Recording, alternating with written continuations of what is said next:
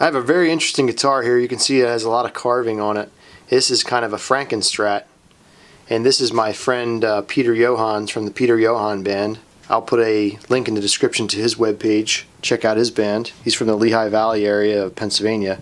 So the issue is the neck is askew, and you have the high E string barely on the fretboard, and over here on this side there's a gap on the low E side, and you can see how much space you have between this low E string and the edge of the fretboard, where here the string is barely on the frets and it's even coming off the frets. The only way to really correct this is to take the neck off, plug the holes with some dowels, then re-drill and tap and try to get those holes to line up so the neck is straight. So that's what we're going to do. We're going to take it apart and see if we can get this back in line so we have much better alignment. So this is the before right here.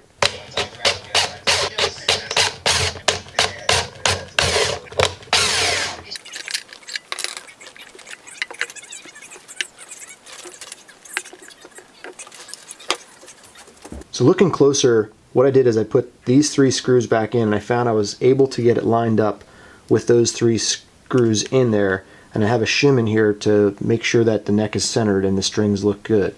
So right now I like the look of that, and what I'll have to do is I'm gonna fill the hole in the neck with a dowel. I'm gonna try this fix first because it's kind of the least aggressive fix. Instead of trying to re-drill and tap these in the body, I'm just going to re-drill and tap that one in the neck. That should be able to straighten it out.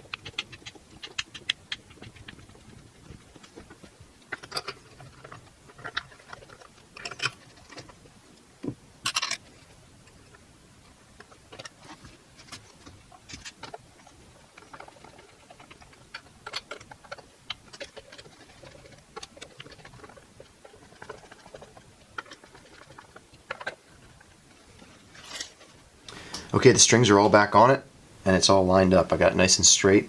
I like the amount of distance I have on the high E string and the low E string.